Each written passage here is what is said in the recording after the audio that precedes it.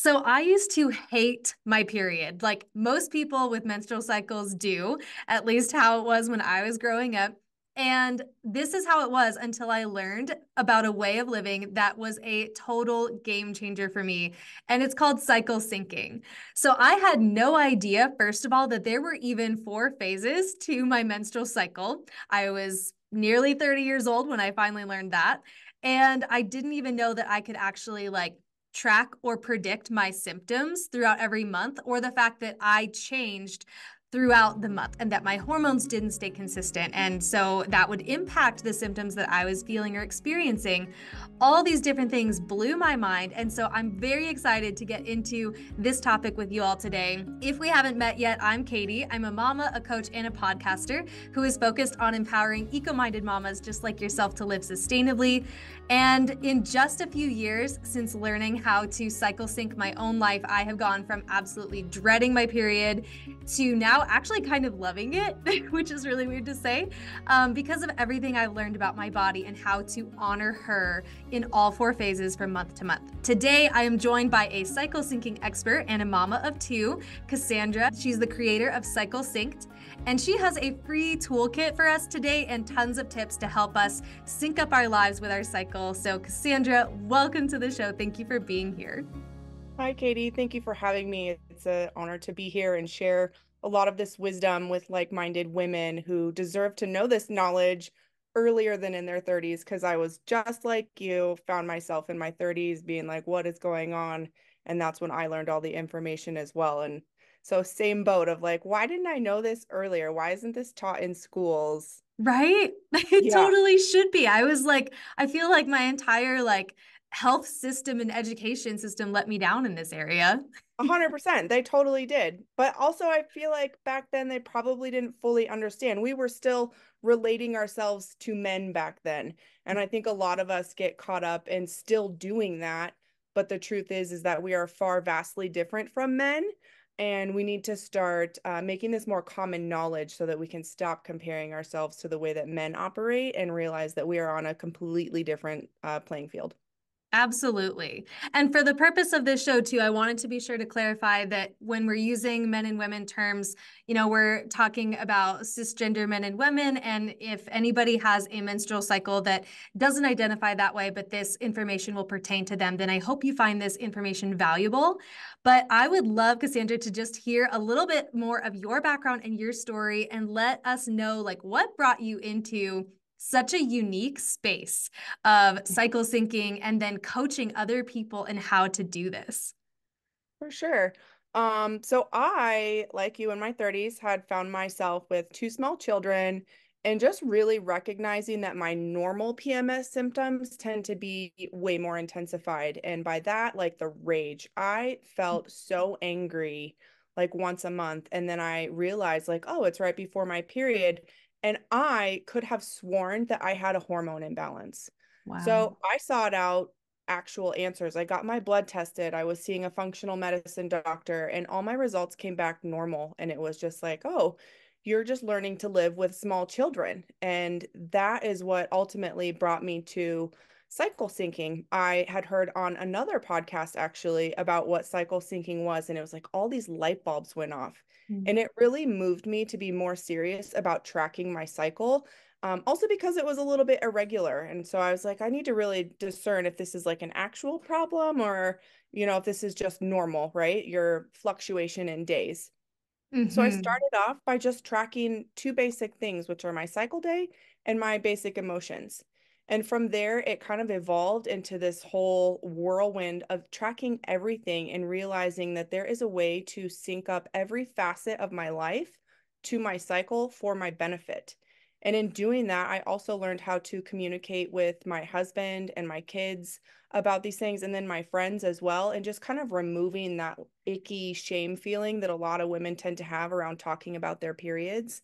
And that just grew in confidence to where at the point I wanted to share it with everyone and realize that like there's been so much happiness that has grown out of me understanding my cycle and being able to communicate about that, to realizing like I need to share this with other women and we all need to experience this level of change, if you will. Again, not comparing ourselves to men and trying to keep up with the way that they operate hormonally, which men operate on a 24-hour hormone cycle. So they literally wake up and reset at the same spot every single day, versus women tend to wake up differently every day, and it changes week to week. So our capabilities do not reset every day like a man does. And the more that I've dug into this, the more that I've realized, like what you're talking about, so much of our medical history and the information that we know, even today in 2024, is based on, cisgender man's physiology and biological functions.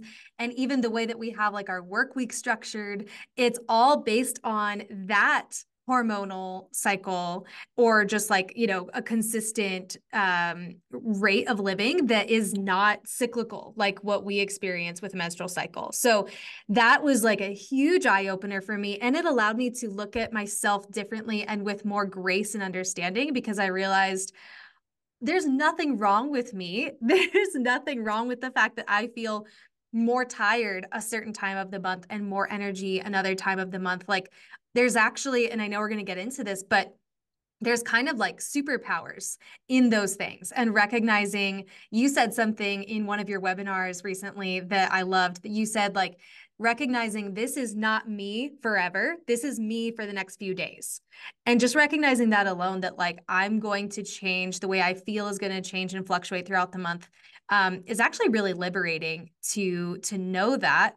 So could you give us, for anyone who is absolutely brand new to this topic, like I was, could you give us like a bird's eye view on what are the 4 phases of our cycle, first of all, and what does each phase typically hold? For sure. So yeah, as you pointed out, it is not just like, oh, we bleed for 5 days and then the rest are all the same, right? We're changing and fluctuating throughout. We have 3 major hormones that are taking place in our bodies over the course of the month. The first one that comes into play is estrogen, and then we ovulate and you get progesterone being the more dominant hormone. So they play a role in 2 phases for the 4. That probably doesn't make a whole lot of sense, but let me start at the beginning.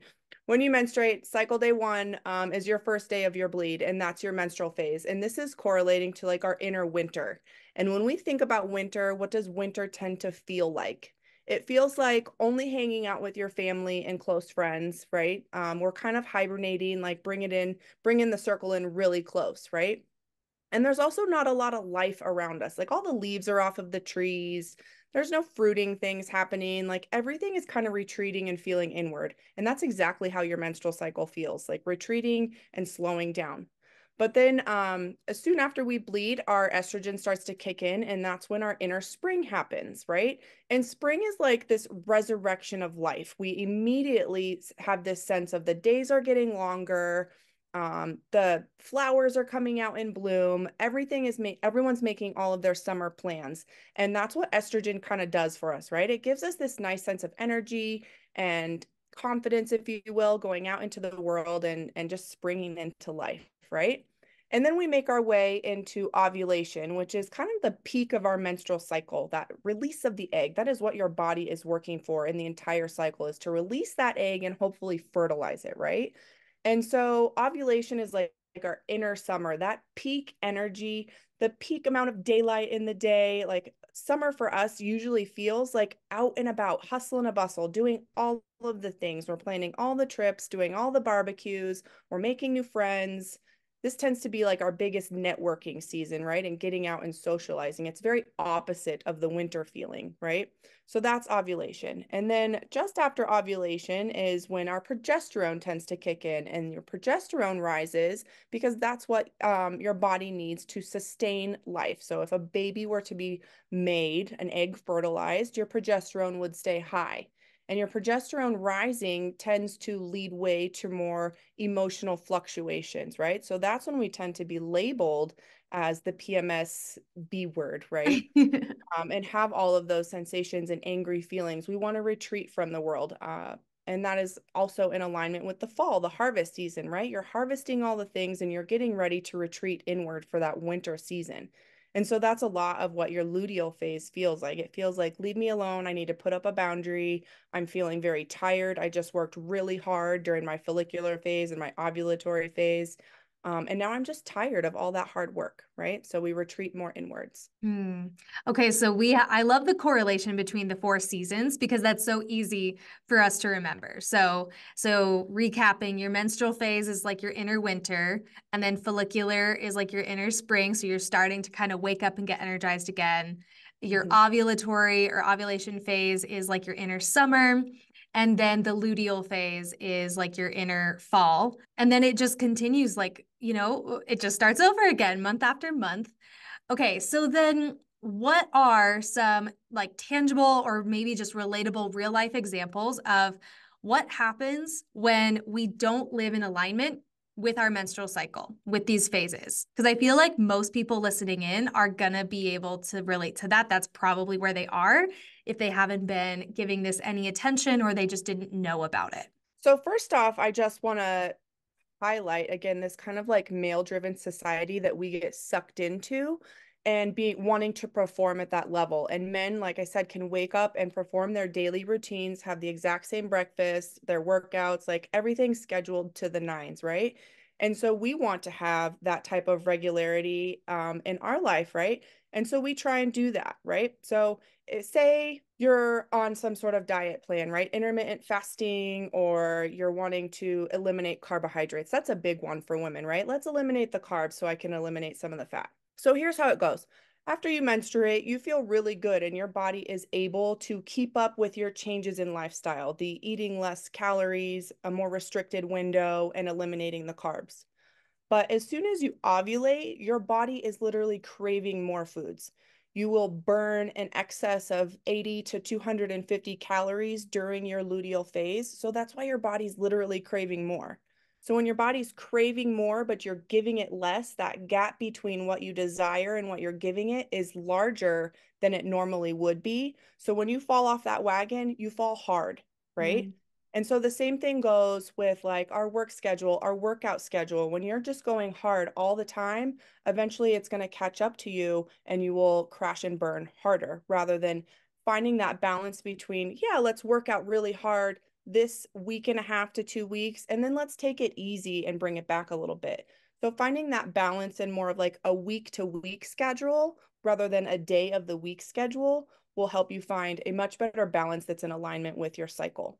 And let me back up really quickly and say that when we are in alignment with our cycle, lots of beautiful things tend to manifest. You're intentionally creating a boundary and a space for yourself to rest and reflect when normally you're feeling like you need to go, go, go. And so, again, just that gap between expectation and reality is more decreased, and that leads to an increased sense of happiness and success. And happiness is what I am all about, right? That's amazing. Yeah, what a game changer. Like even realizing that your workouts don't need, like, it just doesn't work to do the same exact workout routine day after day after day. Like you're going to burn yourself out so hard. And then, yeah, what you eat. I mean, so I know that in the toolkit that you've created, those are some of the resources that you have. Like you even have ideas on what kinds of meals or snacks would be beneficial during the four phases so that you can like treat your body the way that she needs during those phases. So I will have that toolkit linked below, but if you could just tell us briefly, like, what is this cycle syncing toolkit that you've created? How do you envision this to be used? So the Cycle Sync toolkit is used as a weekly planner, if you will, for you to sit down. I sit down every Sunday and I look at this thing and I'm like, all right, what are my cycle days going to be like next week? How is my energy correlating with these cycle days? Am I on this like upward spring energy or am I on this downward uh fall energy, right? And then I also kind of take into the moon phase as well, which I know we haven't talked about a lot, but it definitely still correlates between this like peak of high energy and low energy. And so I tend to cycle my family through this moon phase so that they can maintain a balance between high and low activity loads, right? And so I put together like my internal energy and their external energy and put them together and be like, oh, what does our family dynamic look like this week? And then through that, I make my way around and figure out what types of priorities still need to get done no matter what phase I'm in. And again, like you were mentioning, those foods and cycle supportive snacks, right? What am I going to grocery shop for this week that's just going to be readily and easily available so that when I'm hungry and I want a snack, it's just immediately in alignment with what my body wants, right? And then Mhm. the last part of the toolkit is your how are you going to love on yourself? As moms and as women, we tend to throw a lot of that other stuff to the wayside without taking care of ourselves. And that only widens that gap between reality and expectation, right? So we want to eliminate that by filling our cup a little bit more, because the more that we can fill our cup, the more we can continue to show up for others in our lives. That's amazing. I feel like that goes back to the point that you mentioned where when we are living in alignment with our cycle, then there's so much more natural like joy and happiness. And I feel like maybe like I know some of the mood swings are related to like what you described with the drop, in our hormone levels or the rise in progesterone. Did I say that right? Progesterone, yeah. Yeah. But then if we're also not, if we start living a life that is aligned with this and takes care of our needs, like physically and emotionally, and we're communicating with our families about that, then that's also going to obviously affect our emotional state of well-being and our mood swings. So I'm super excited about that. And it literally just it helps everyone. So if we're all working on the same team to help manage mommy's hormones and emotions, then the less likely I am to be grinding with everyone else in the house. It's not like I'm putting myself up on a pedestal, but it's the reality of the fluctuation of hormones and how they actually make you feel. Hormones equal feelings, and women have fluctuating hormones, so their feelings and emotions are going to fluctuate, whereas a man is very different. They're very steady and same throughout, right? So it's Mhm. different. And the more that we can bring them into understanding of where we are at and how we feel and how that correlates, the more that they can step in and help out. I always say, like, open the door for help, right? If you don't speak up and say something, you're not opening that door for help for someone to step in and be like, oh, I can take care of dinner tonight, or I got the kids during bedtime routine. Why don't you go take a bath? That's way better than you being really frustrated, feeling like a failure about dinner, and then just grinding with your kids about the normal bedtime struggles, right? So allowing that space for someone else to step in and help out. Teamwork makes the dream work, right? Exactly. That's huge. And I'm so glad you bring that up. I know we are going to pause this conversation at this time, and we're going to be back with part two, where we really focus on how cycle syncing can impact your family dynamics, like exactly what you were just describing, and then some real actionable steps that the mamas listening can start to take today. So I'm very excited to get back into that with you in just a little bit, Cassandra. And before we go, I wanted to mention two important things for our listeners. So, Cassandra will be hosting a live webinar on this topic on Saturday, June 22nd. And she has generously created a discount code for our listeners of this podcast. So, I will be sure to have all that information linked in the show notes. I joined her most recent webinar and it was so enlightening. And then she's also going to be featured as one of our experts inside the Eco Minded Mama Collective. If you haven't heard about that yet, that is just the online membership program that I've created for eco-minded mamas just like you all. We are meeting each other virtually. It's an online community supporting each other week by week. And so the following week after her webinar, then Cassandra will also be doing a live Q&A with our mama members to have more like in-depth and personalized questions during that time. So you can find more information on that in the show notes. And that leads me to my second and final thing to mention, which is very exciting. So this month, I'm calling it Jumpstart June in honor of my birthday, my anniversary, Father's Day, so many things to celebrate in June. I am gifting you all 1 month completely free for joining the Eco Minded Mama Collective. If you have been wondering if this is something that is a good fit for you and you just want to try it out, now is the time. So you can use the code JUMPSTART, and that is all linked in the show notes as well. But use the code JUMPSTART at checkout to receive 1 month for free, and use that before midnight on June 30th. It is good all month. You will receive instant access to our digital library of videos and resources, a community of mom friends, and then perks like this, live Q&As with amazing experts. I can't wait to see you on the inside, and we'll be back later with part two of this cycle syncing conversation.